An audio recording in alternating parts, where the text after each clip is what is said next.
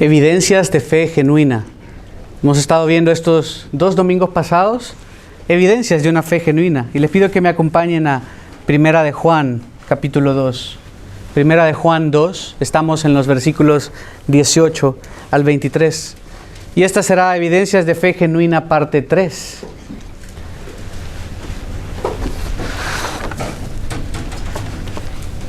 El pastor MacArthur hizo un resumen, por así decirlo, un manifiesto de lo que hacemos como iglesia. Se los leo. Pongan atención a cada frase, es muy intencional y tendrá que ver con lo que estaremos hablando.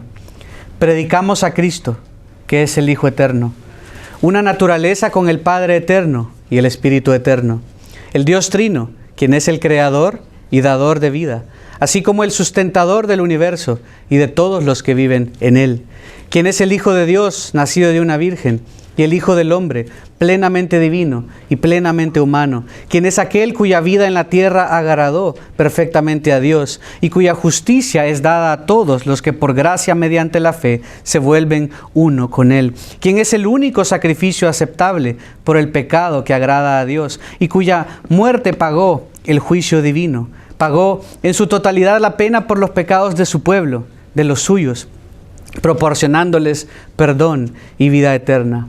Él está vivo, habiendo sido resucitado de los muertos por el Padre, validando solo la expiación y proporcionando la resurrección para la santificación y glorificación de los escogidos, para llevarlos a salvo a su presencia celestial. Quien está en el trono del Padre, intercediendo por todos los creyentes, quien es el profeta, sacerdote, rey, escogido por Dios, proclamando la verdad, actuando como mediador para su iglesia y reinando sobre su reino para siempre, quien regresará repentinamente del cielo para arrebatar a su iglesia, desatar juicios sobre los malvados y traer la salvación prometida a los judíos y a las naciones y establecer su reino milenial en la tierra, quien después de ese reinado terrenal destruirá el universo, finalmente juzgará a todos los pecadores y los enviará al infierno.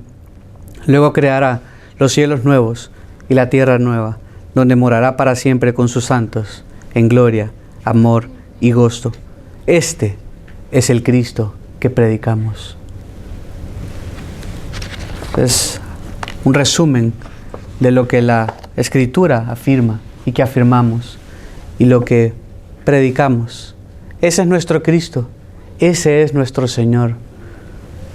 Cristo es Dios, el que tiene al Hijo, tiene la vida, el que es Hijo de Dios va a confesar en su vida lo que la palabra de Dios afirma acerca de Cristo. Los falsos han tratado y seguirán tratando de torcer la verdad. No se sentirán cómodos con ella, con la verdad revelada en la palabra de Dios, y tratarán de hacer valer su verdad, poniendo excusas, poniéndose en un lugar que solo le corresponde a Cristo, siendo indiferentes y viviendo para sí mismos. Como saben, como les dije también, esta es la tercera parte de este sermón titulado Evidencias de fe genuina en nuestro caminar, en nuestro vistazo y estudio de Primera de Juan que estamos haciendo. Juan está tratando de autoevaluarnos para que tengamos certeza de que en verdad somos hijos de Dios, de que en verdad tenemos vida eterna, como dice en el capítulo 5, para que podamos distinguir entre lo verdadero y lo falso. Y acompáñenme a leer versículos 18 al 23. Primera de Juan 2, versículos 18 al 23, solo para contexto y para que veamos lo que hablamos un poco en la primera y segunda entrega. Versículo 18. Hijitos, es la última hora, y así como oyeron que el anticristo viene, también ahora han surgido muchos anticristos. Por eso sabemos que es la última hora. Ellos salieron de nosotros, pero en realidad no eran de nosotros. Porque si hubieran sido de nosotros, habrían permanecido con nosotros, pero salieron a fin de que se manifestara que no todos son de nosotros. Esa fue la primera parte. La segunda parte fue siguientes 2 versículos, 20. Pero ustedes tienen la unción del Santo, y todos ustedes lo saben. No les he escrito porque ignoren la verdad, sino porque la conocen, y porque ninguna mentira procede de la verdad. Versículo 22 y 23, lo que nos enfocaremos ahora. ¿Quién es el mentiroso? Sino el que niega que Jesús es el Cristo? Este es el anticristo, el que niega al Padre y al Hijo. Todo aquel que niega al Hijo tampoco tiene al Padre. El que confiesa al Hijo también tiene al Padre. Y en este texto hemos visto dos pruebas. Veremos hoy una tercera prueba, una tercera evidencia que nos ayudará a autoevaluarnos. Juan quiere que estemos seguros, que tengamos certeza, seguridad, y que esta certeza nos haga tener gozo, porque ese es el punto. Si no, vamos a vivir miserables, inseguros, sin saber realmente cuál es nuestro destino eterno. Saber y conocer son palabras claves en Primera de Juan. Juan constantemente las menciona porque quiere que sepamos, quiere que conozcamos, quiere que estemos seguros de lo que tenemos en Cristo, y que usemos esta verdad, este conocimiento, esto que Dios ha revelado y esto que debería caracterizar a un creyente para saber si en verdad somos hijos de Dios. Si somos sus hijos, hijos de Dios, si en verdad hemos sido hechos nuevas criaturas, si en verdad nos hemos arrepentido de nuestros pecados y Él es nuestro Señor y nuestro Salvador, entonces estas tres evidencias nos van a dar certeza, nos van a dar garantía, nos van a dar confianza y seguridad. La primera, permanecer en la comunión de los santos, como les mencioné, versículos 18 y 19 hace 2 domingos. Segunda, tener al Espíritu de verdad, versículos 20 y 21 el domingo pasado. Y hoy, confesar a Cristo, lo que Cristo ha revelado acerca de sí mismo. Solo a manera de resumen, los que se lo perdieron, si no pierde un poquito el hilo, permanecer en la comunión de los santos. Lo vimos en el versículo 18. Dice: hijitos, es la última hora. Y así como vieron que el anticristo viene, han surgido anticristos. Y habla de que es la última hora. El versículo 19 dice que salieron de nosotros estos falsos y los que habían sido engañados, porque realmente no eran de nosotros. Salieron, dice, a fin de que se manifestara, estoy parafraseando, que no todos son de nosotros. Juan sabía que estábamos en los últimos días. Juan sabía que estábamos entre la primera y segunda venida de Cristo. Jesús había dicho muy claramente que al final de los tiempos, en Mateo 24, 3, 5, iban a venir muchos falsos cristos. Y ahora les dice también, ahora han surgido. Ese tiempo que Jesús había hablado que iban a surgir anticristos ya estamos acá. Por eso sabemos que es la última hora. Los anticristos que Jesús dijo que surgirían, ya habían surgido, siguen surgiendo y seguirán surgiendo, y surgirá un gran anticristo.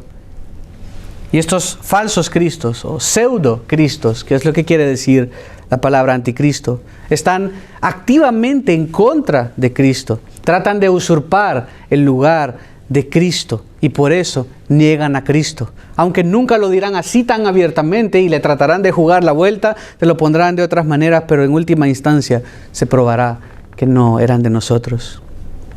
Versículos 18 y 19 nos muestran esta primera evidencia de que somos hijos de Dios, es decir, que a diferencia de los falsos, permanecemos en Él, permanecemos en comunión los unos con los otros. Y como permanecemos en Él y en comunión los unos con los otros, es una prueba de que realmente somos de Él. Estos falsos afirmaban creer en Cristo, afirmaban ser seguidores de Cristo, afirmaban haber sido transformados por Cristo, pero no permanecieron. La segunda evidencia o prueba doctrinal que vimos el domingo pasado, que demuestra si nuestra fe es genuina o no, es tener al Espíritu de verdad. Esto es lo que dice Juan, versículo 20. Ustedes tienen la unción del Santo y todos ustedes lo saben. Versículo 21. No les he escrito porque ignoren la verdad, sino porque la conocen y porque ninguna mentira procede de la verdad. La diferencia, está diciendo Juan, entre los que habían salido y los que habían permanecido se basa en el hecho de que los fieles han recibido una unción del Santo. Es lo que dice el texto. Esa es nuestra marca de identidad, ese sello. El Espíritu Santo ahora mora en nosotros. Estos falsos no tenían el Espíritu Santo en ellos, por eso no permanecieron. No permanecieron porque no tenían el Espíritu Santo. No tenían el Espíritu Santo porque no permanecieron. Era una evidencia. Unción, y si alguien quiere algo más detallado puede escuchar el sermón en línea. Ya lo tenemos en nuestra página web. Pueden buscarlo ahí por domingo y por tema y todo. Para escuchar una explicación más ampliada, pero a la manera resumida. Unción es la traducción de la palabra griega carisma o crisma, como se dice en el griego. Y se los digo así para que escuchen el juego de palabras que Juan intencionalmente quiere decir. Quiere decir ungido, unción, consagración, refiriéndose al don, al regalo del Espíritu Santo. Y vimos el domingo pasado este contexto bíblico y teológico del Antiguo Testamento y del Nuevo Testamento, ahora en el Nuevo Pacto. Pero en síntesis, para resumir el punto de la tercera evidencia, como Cristo o Christos en griego. Recuerden que carisma o unción es crisma, Cristo es Christos. Entonces, como Cristo o Christos significa el ungido, aquel sobre quien se derramó el Espíritu Santo, así los cristianos somos ungidos, es decir, tenemos la unción en que participamos del Espíritu de Cristo. Miren lo que dice en 2 Corintios 1:21. Ahora bien, dice, el que nos confirma con ustedes en Cristo y el que nos ungió, el mismo término, parecido, solo que como verbo, es Dios. ¿Y qué es esa unción? Versículo 22 de 2 Corintios 1. Quien también nos selló y nos dio el Espíritu en nuestro corazón como garantía. La misma imagen, la misma idea que Pablo menciona en Efesios 1, 13 y 14. Juan está haciendo un juego de palabras.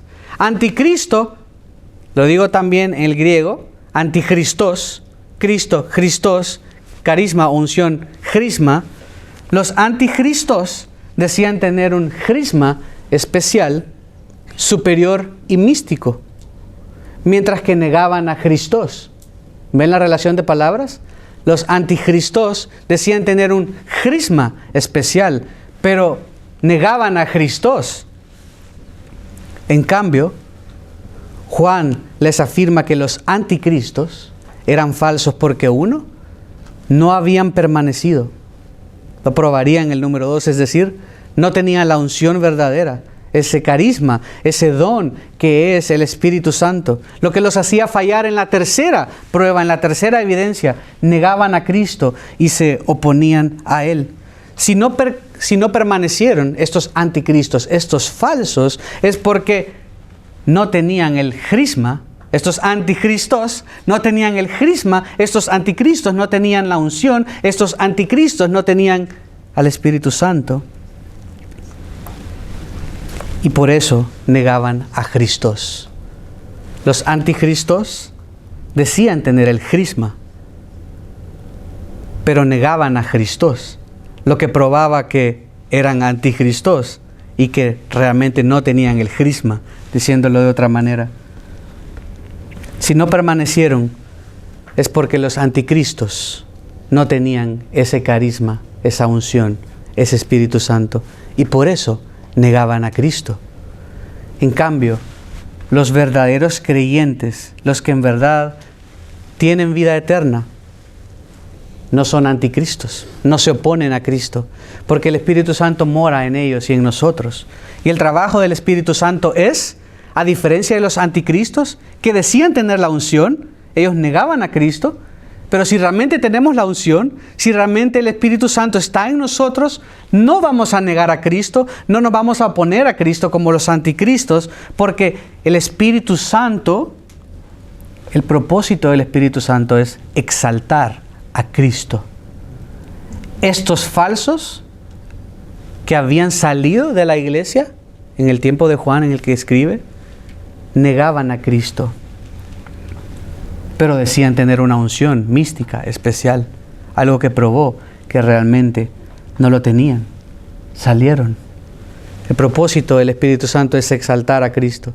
El Espíritu Santo no habla por su cuenta como una revelación especial y mística, como decían los falsos de la época de Juan, que decían tener una revelación especial, sino el propósito del Espíritu Santo es recordar lo que Cristo habló. La unción, ese crisma o carisma, don, regalo que hemos recibido de Dios, es el Espíritu Santo de la promesa. Espíritu que mora en todo creyente, es sellado, le pertenecen a Él. Por eso el que tiene ese sello del Espíritu es del Señor. le pertenece a Él y no puede ir en contra de Cristo, porque Jesús mismo dijo que el propósito del Espíritu Santo es exaltar a Cristo. Por eso les dice en el versículo 20, ustedes lo saben. Es únicamente a través de la iluminación del Espíritu de verdad que conocemos la verdad. Juan sabía que los que habían permanecido eran del Señor. Por eso les dice, ellos salieron porque se oponían a Cristo. Esa unción que decían tener, no la tienen realmente. Y por eso hablaban algo que no procedía, algo que no exaltaba a Cristo. Juan les dice de nuevo, no les he escrito porque ignoren la verdad. O sea, no les está escribiendo porque estaban en un error.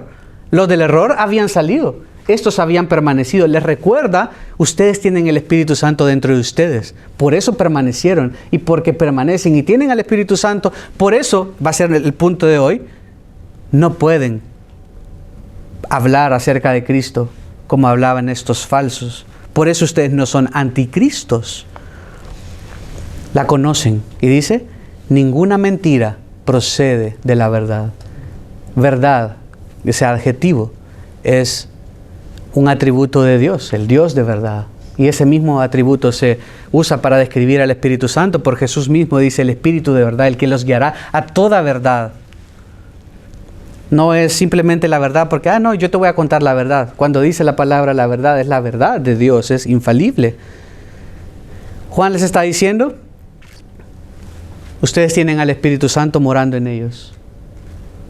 El Espíritu Santo en ellos solo les apuntaría a la verdad que la palabra de Dios revela acerca de Cristo y nunca al error. No es que hubo un fallo en la Matrix, como dicen. No hubo un fallo ahí.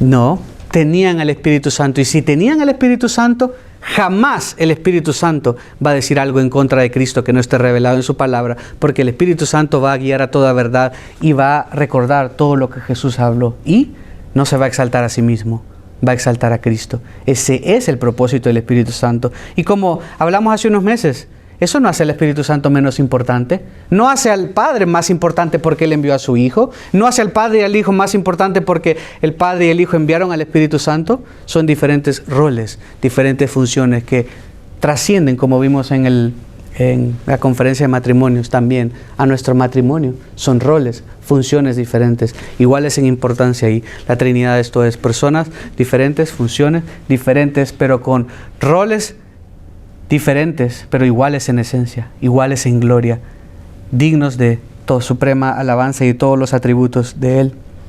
Los falsos que habían salido de la iglesia a la que Juan se dirige, probablemente en Éfeso, usaban términos como conocimiento. Ellos afirmaban tener conocimiento, ellos afirmaban tener unción para describir sus experiencias religiosas. Creían poseer una forma de conocimiento divino elevada y esotérica. Esotérica quiere decir oculta, quiere decir reservada.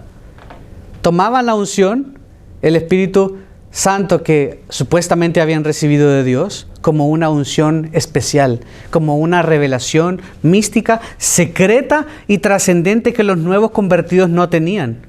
Entonces decían, no, ustedes no pueden alcanzar nuestro estatus espiritual porque ustedes no han conocido a Dios de esta manera y nosotros tenemos un conocimiento especial. Y acuérdense que como vimos en la época que Juan escribe al final del primer siglo, sí, año 95 por ahí, un poco antes, perdón, el gnosticismo estaba comenzando a suceder. Por eso comienza a explicar acerca de que él había visto, lo que hemos oído, esto anunciamos, al Verbo hecho carne. El gnosticismo cree que lo espiritual es malo, que lo espiritual es bueno y lo material es malo. Por eso ellos abogaban por nada más un conocimiento, por una experiencia. Y Juan les dice, eso es falso. Por eso le dice, Jesús ha venido en carne. Yo lo vi, yo lo escuché, yo lo palpé, yo lo sentí, yo lo pude ver, yo lo escuché. Y ahora le está diciendo, no le crean a estos falsos. Si salieron no es porque estaban bravos, salieron porque probaron que no eran de nosotros, no tenían esta revelación especial que afirmaban tener. No era algo privado que habían alcanzado. Juan les dice, no hagan caso, no es cierto. Ustedes, como creyentes que han permanecido, ustedes, todos, desde el más chiquito hasta el más grande, tienen la unción del Santo. A diferencia de los anticristos que no la tienen. Por eso hace ese juego de palabras. Los anticristos decían tener la unción, crisma, pero negaban a Cristo. Por eso eran anticristos. Y como no tenían el Espíritu, por eso negaban a Cristo y eran anticristos. Los que permanecieron sí tenían la unción, por eso permanecieron, por eso no eran anticristos y por eso afirmaban de Cristo lo que la palabra de Dios dice. Todos los que estamos en Cristo, todos, tenemos la unción del Santo. Tenemos al Espíritu Santo de la promesa. No es algo místico reservado para los más sabios, para los más wow. No es secreto, no es privado, es para todo aquel que es llamado Hijo de Dios. El sello de su Espíritu por fe tenemos hoy, como cantábamos en la primera canción ahora. Teniendo el Espíritu Santo dentro de nosotros, podemos tener y conocer la verdad. Es el Espíritu Santo el que verdaderamente nos va a guiar a toda verdad y nunca al error. La primera prueba, permanecer en comunión. La segunda prueba, tener al Espíritu Santo. Es decir, caracterizarnos por tener la presencia continua de Dios en nuestras vidas a través de la unción del Santo, a través del Espíritu Santo. La tercera evidencia, nuestro punto hoy, confesar a Cristo. Algo que va en cadenita, pero son 3 evidencias que probarían que realmente aquellos eran falsos y los que fueron engañados y que los que habían quedado eran verdaderos. Y algo que nos ayuda a nosotros también a autoevaluar. Versículo 22, primera de Juan 2. ¿Quién es el mentiroso? Sino el que niega que Jesús es el Cristo. Este es el anticristo, el que niega al Padre y al Hijo. Todo aquel que niega al Hijo tampoco tiene al Padre. El que confiesa al Hijo tiene también al Padre. Comienza el versículo 22 diciendo directamente. Noten que terminó diciendo en el 2:21, no escrito porque ignoren la verdad, sino porque la conocen y porque ninguna mentira procede de la verdad.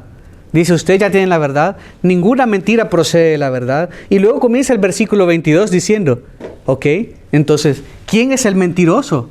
Haciendo algo opuesto a la verdad. ¿Quién es el mentiroso sino el que niega que Jesús es el Cristo? El Espíritu Santo nos guía a toda verdad. Nos recuerda lo que Jesús habló. El Espíritu Santo no habla por su cuenta, apunta a Cristo y le exalta. Mucho cuidado con escuchar voces, visiones y sueños. Dios ha hablado en su palabra. Cuidado de ser engañado. El Espíritu Santo nos guía a la verdad de Dios en su palabra. Dice lo que Jesús ha hablado, como veremos en unos momentos.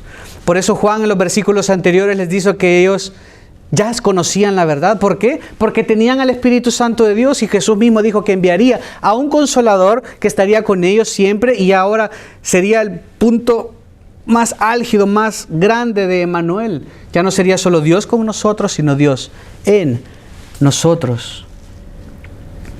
El que los falsos, el que los anticristos dijeran que tenían la verdad y que tuvieran una revelación especial, no era cierto. Probaron que realmente no tenían al Espíritu de Dios al salir y no permanecer. Negaron a Cristo, no le reconocieron como el ungido, como ese Cristo esperado. Pero sí dijeron tener el carisma, dijeron tener esta unción y no lo tenían. Esto era contradictorio, probando que realmente no lo tenían y no eran. La última prueba de que eran falsos era que negaron a Cristo. No afirmaron lo que la Biblia afirmaba acerca de Cristo. Y no solo no afirmaban, sino que se oponían a Él. Querían exaltarse ellos mismos. Eso los hacía mentirosos. Los hacía ser anticristos. No solo falsos cristos, sino alguien que se opone a Cristo. Y recordemos que cuando dice, ¿quién es el mentiroso? Satanás es el padre de la mentira. Y quiere torcer la verdad. La verdad, ellos la sabían y por el Espíritu Santo podían entenderla. Y el Espíritu Santo va a iluminar a través de su palabra la verdad que Dios ha revelado para nosotros y nunca nos va a guiar al error. El error es cuando dejamos de depender del Espíritu Santo y en nuestras propias fuerzas, como un mero ejercicio académico, tal vez venimos y leemos y tratamos de llegar a nuestras conclusiones, tal vez imponiendo preconcepciones que tenemos, paradigmas que tenemos o cosas que simplemente presuposiciones, es la palabra que estaba buscando, o presuposiciones, cosas que asumimos como verdad, que en lugar de extraer del texto a través del Espíritu Santo que ilumine y extraemos del texto, imponemos al texto y lo hacemos decir lo que pensamos que dice. Pero Juan 8:44, Juan se los había dicho esto antes. Ustedes son de su padre el diablo, les dice, y quieren hacer los deseos de su padre. Esto realmente describe a todo hombre, a toda mujer que aún no es salva, que no es creyente, que no es hijo de Dios. Él fue un asesino desde el principio y no se ha mantenido en la verdad. ¿Por qué Satanás no se ha mantenido en la verdad? Porque no hay verdad en él. Es imposible para él mantenerse en la verdad. Cuando habla mentira, habla de su propia naturaleza. Es una oposición completa. Dios mismo es incapaz de decir mentira porque Él es el Dios de verdad. Todo lo que ha dicho es verdad. Aunque no nos haga sentido, aunque parece injusto, verdad. Y Satanás, el diablo, no puede hablar verdad. Su naturaleza, dice, es mentira, porque es mentiroso y el padre de la mentira. Juan 8:44. Por lo tanto, los falsos y los que cayeron en su engaño probaron ser hijos de la oscuridad, hijos de las tinieblas, hijos de maldad, hijos de su padre, el diablo. Solo hay dos caminos, el angosto y el ancho. O somos hijos de la luz, o neutros. No, no somos neutros. O somos hijos de la luz, o hijos de la oscuridad. O somos hijos de Dios, o hijos del diablo. Esa es la verdad.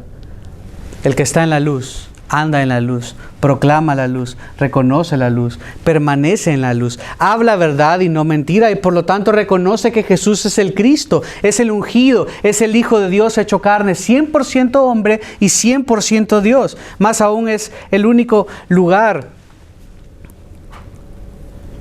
es el único punto que debemos tener claro.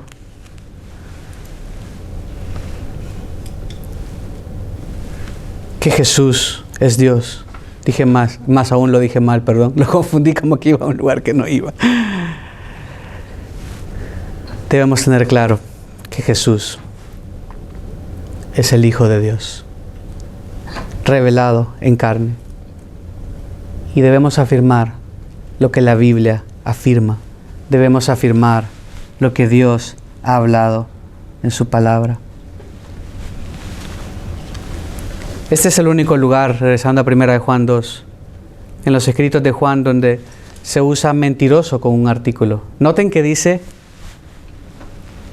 versículo 23, versículo 22, ¿quién es el mentiroso? ¿Quién es el mentiroso? Los que rechazan la revelación del Espíritu Santo, que afirma a Jesús como el Cristo, pertenecen al diablo. Es el padre de la mentira. Él es el mentiroso. Está hablando de él, de este diablo, de este individuo que se revela, que Juan hablaba al respecto en Juan 8:44 también. Los que rechazan esta revelación del Espíritu Santo se convierten en hijos, en seguidores. Ya son, obviamente, pero lo estoy diciendo para dramatizarlo, de el mentiroso. En contraposición, el Espíritu Santo nos guía a la verdad, nos guía a la luz. Por eso nos llevará a reconocer siempre a Jesús como el Cristo, si en verdad está en nosotros.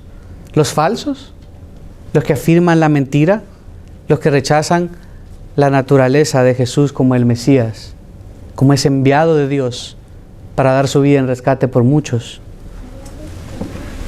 son hijos del diablo. No hay otro camino, no hay otra verdad, no hay otra vida. O reconoces a Jesús como Mesías, como ungido, como el medio para acceder al Padre, o no puedes tener vida eterna. Solo el verdadero Mesías nos puede librar de nuestros pecados y darnos vida eterna. Si tú oras a Dios, el Padre, a través de alguien más que no sea Jesucristo, por muy buena que pueda parecer la idea, no sirve de nada. Tus oraciones no llegan más allá que al techo de tu casa. Es solamente a través de Jesucristo. Dice, este es el anticristo, identificándolo también con un artículo, el anticristo. A diferencia de los anticristos, este es el anticristo, el que niega al Padre y al Hijo, versículo 22 en la segunda parte. Juan verdaderamente está explicando aquí por qué les llama anticristos y por qué les llama mentirosos. Está explicando por qué es el padre de mentira, por qué es anticristo, porque niega al Padre y niega al Hijo. Anticristo es todo aquel que niega al Padre y al Hijo, es lo que está diciendo. En el versículo 23 dice, todo aquel que niega al Hijo tampoco tiene al Padre. No tienen que negar al Padre y al Hijo al mismo tiempo para ser mentirosos, falsos o anticristos. Basta con negar a uno de los dos. Pero lo cierto es que el que más es negado es el Hijo.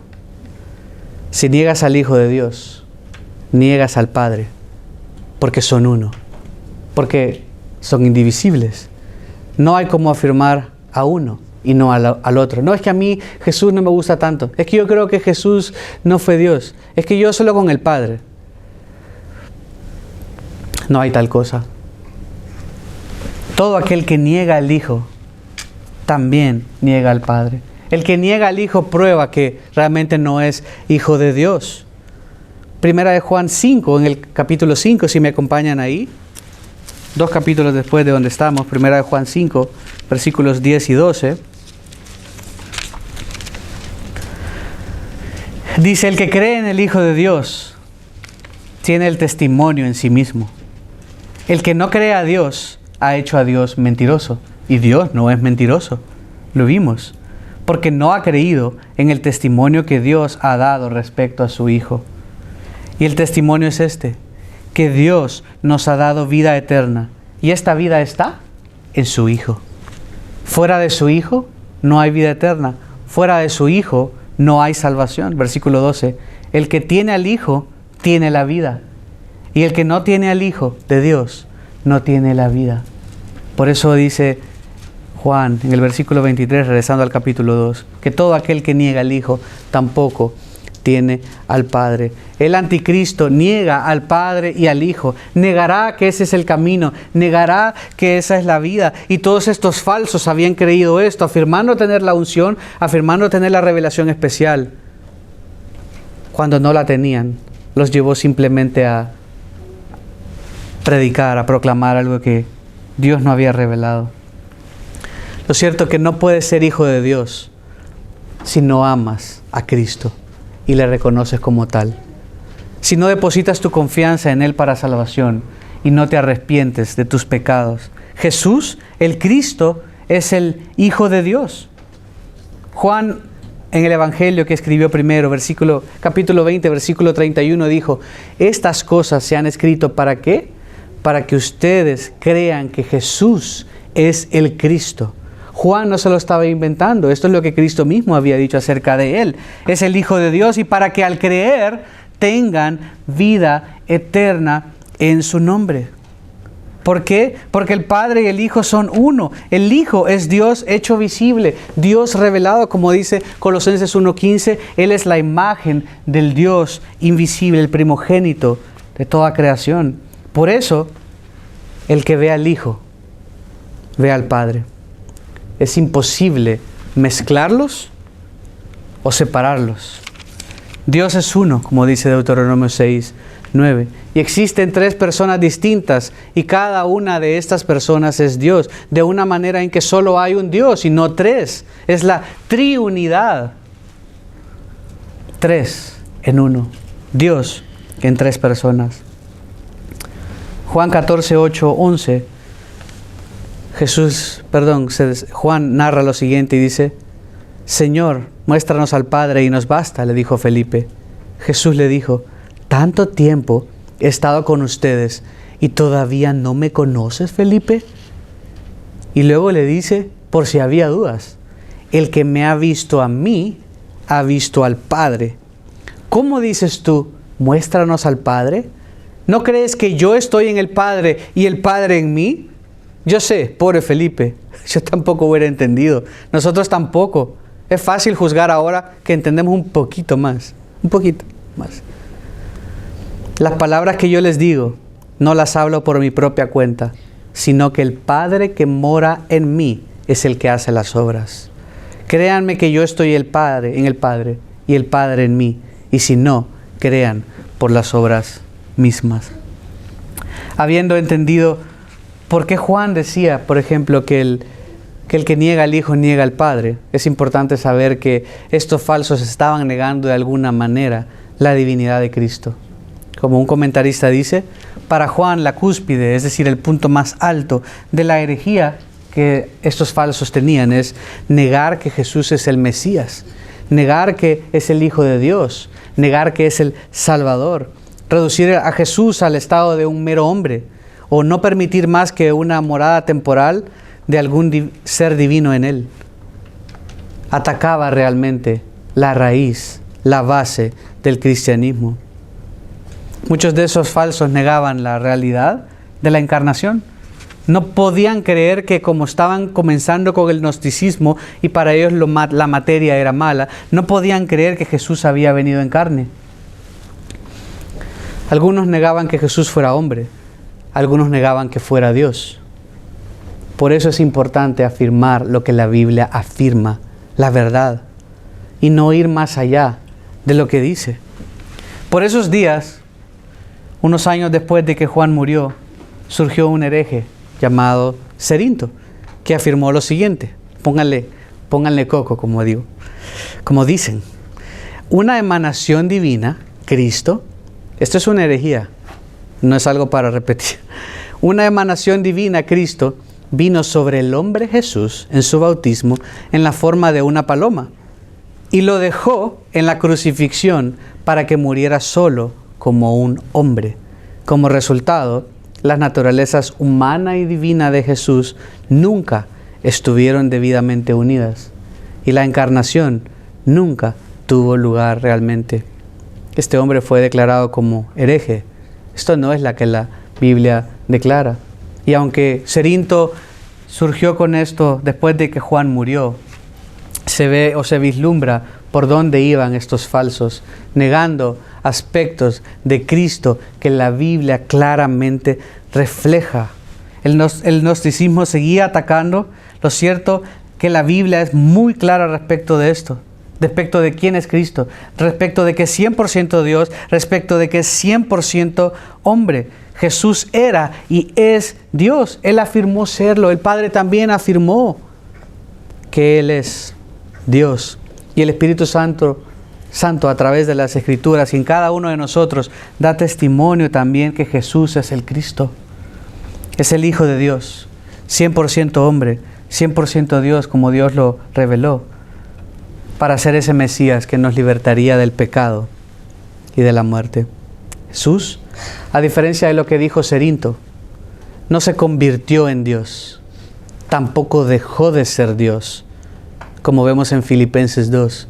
Filipenses 2 no describe que Él, a veces la traducción puede ser misleading, puede engañarnos, pero no implica que Él dejó de ser Dios, sino que se autolimitó en sus atributos, en lo que Él podía hacer, y adicionó. La encarnación no es deshacerse de una cosa, no es restar, no es una resta, no es disminuir, es adicionar.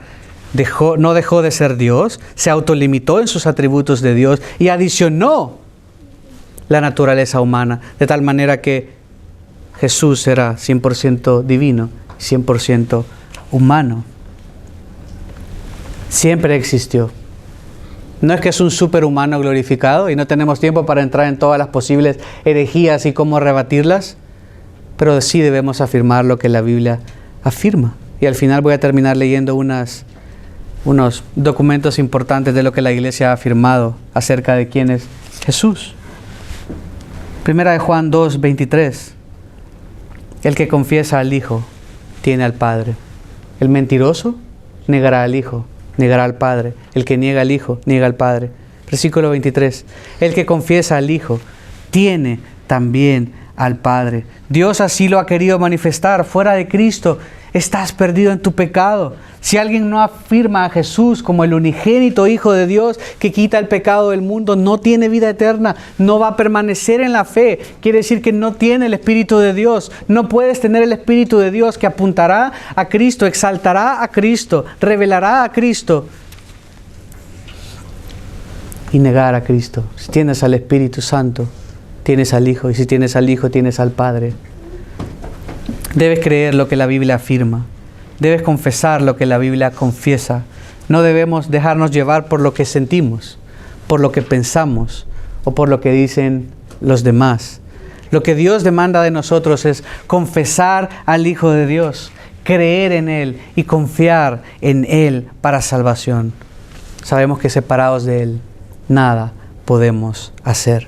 Jesús lo resumió de esta manera en Juan 8, versículo 24. Por eso les dije que morirán en sus pecados.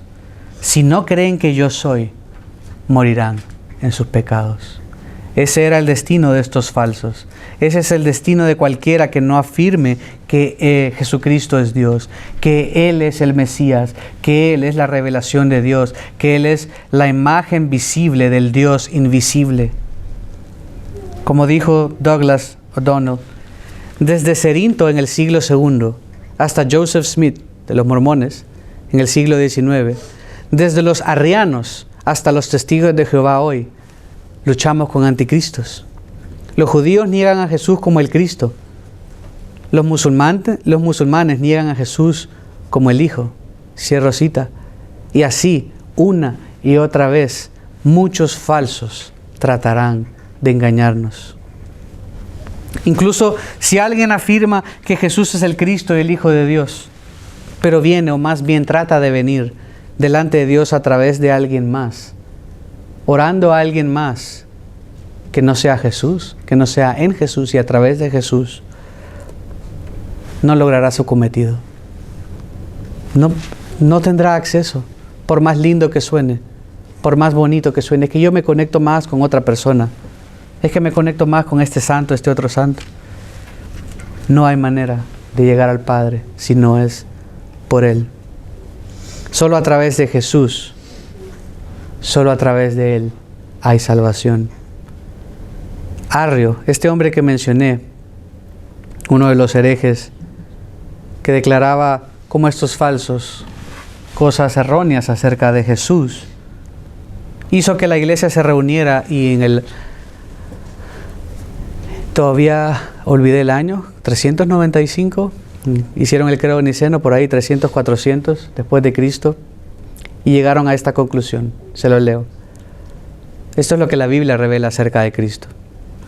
Creo en un solo Dios, Padre Todopoderoso, Creador del cielo y de la tierra, y de todas las cosas visibles e invisibles, y en un solo Señor Jesucristo, Hijo unigénito de Dios, engendrado del Padre antes de todos los siglos, Dios de Dios, luz de luz, verdadero Dios de Dios verdadero, engendrado, no hecho, consubstancial con el Padre, quiere decir de la misma substancia, por el cual todas las cosas fueron hechas, el cual por amor a nosotros y por nuestra salud descendió del cielo y tomando nuestra carne de la Virgen María, por el Espíritu Santo fue hecho hombre y fue crucificado por nosotros bajo el poder de Poncio Pilato, padeció y fue sepultado y al tercer día resucitó según las Escrituras, subió a los cielos y está sentado a la diestra de Dios Padre y vendrá otra vez con gloria a juzgar a los vivos y a muertos y su reino no tendrá fin.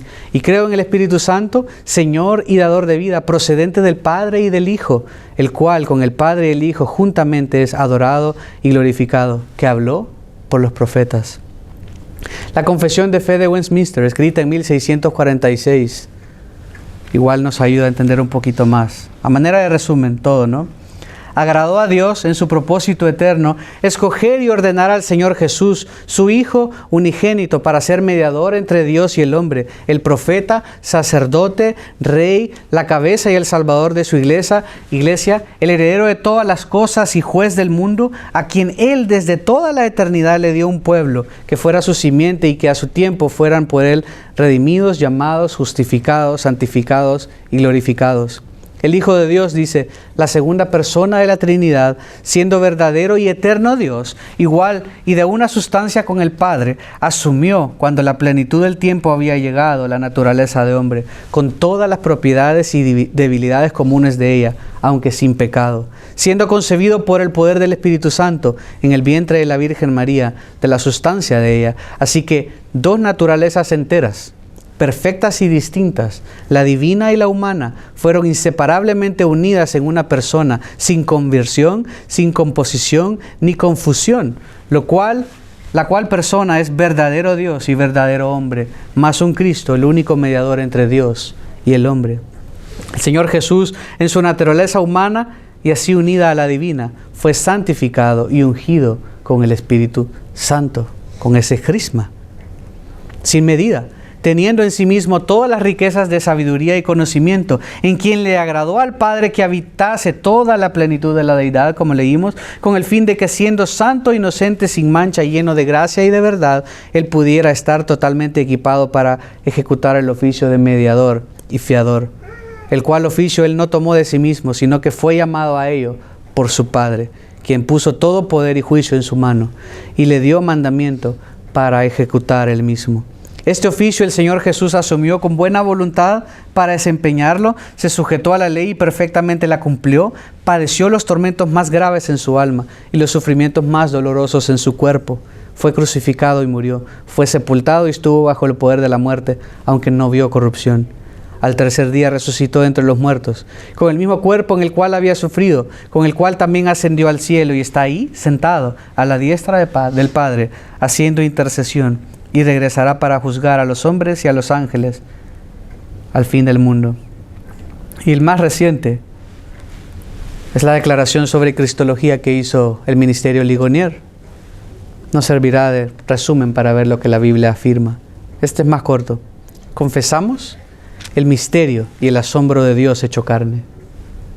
Nos gozamos en nuestra gran salvación mediante Jesucristo nuestro Señor. Con el Padre y el Espíritu Santo, el Hijo creó todas las cosas, sustenta todas las cosas y hace todas las cosas nuevas. Verdaderamente Dios se hizo verdaderamente hombre. Dos naturalezas en una persona. Nació de la Virgen María y vivió entre nosotros, crucificado, muerto y sepultado. Se levantó al tercer día, ascendió al cielo y vendrá de nuevo en gloria y juicio. Para nosotros, Él cumplió la ley, expió el pecado y satisfizo la ira de Dios. Tomó nuestros trapos de inmundicia y nos vistió con sus prendas de justicia. Él es nuestro sacerdote, profeta, sacerdote y rey, quien edifica a su iglesia. Intercede por nosotros y reina sobre todo. Jesucristo es Señor. Adoramos su santo nombre por siempre. Solo esto es nuestro Jesús. Esto es nuestro Rey. Esto es nuestro Cristo. Esto es lo que afirmamos y creemos. Él no era un medio Dios, no era un medio hombre bueno, un hombre que bueno y por eso Dios le hizo un upgrade y lo subió y lo hizo Dios o semidios. Este es Jesús, 100% Dios y al mismo tiempo 100% hombre. Por eso nos entiende. Este es el Dios, el Jesús que adoramos, que seguimos y servimos. Si alguien no sigue a este Dios de esta manera, no es hijo de Dios. Si estamos en Él, tendremos estas tres evidencias. Tal vez por un rato se puede engañar, tal vez por un rato podemos medio pasar la prueba, pero lo cierto es que al final, cuando todas las balanzas se corten, cuando todo se hagan las cuentas, por así decirlo, la primera evidencia de una fe genuina es que permaneceremos en Él y por lo tanto en la comunión con los santos. La segunda es que tenemos al Espíritu Santo, que nos ayudará a permanecer y que nos ayudará a confesar a Cristo. Y si confesamos a Cristo, mostraremos que tenemos al Espíritu Santo y permaneceremos en la verdad. Permaneceremos en la comunión de la iglesia, permaneceremos en la iglesia porque la iglesia es columna, es sostén, baluarte de la verdad. Y las puertas del Hades no prevalecerán contra ella. Por eso somos llamados a no dejar de congregarnos. Es importante, la iglesia importa. Es importante esto, la comunión de los santos, cantar juntos, escuchar la palabra, rendirnos cuenta los unos a los otros, al animarnos, estimularnos al amor y a las buenas obras, amarnos, abrazarnos, llorar, reír juntos, comer juntos. Esto es la iglesia del Dios viviente. Y si somos de Él, si estamos en Cristo, esto nos va a caracterizar. Oremos y luego vamos a terminar cantando. En Cristo está mi salvación. Padre, gracias porque nos has amado. Padre, gracias porque enviaste a tu Hijo a morir por nuestros pecados. Porque si estamos en Cristo, estamos seguros. Gracias porque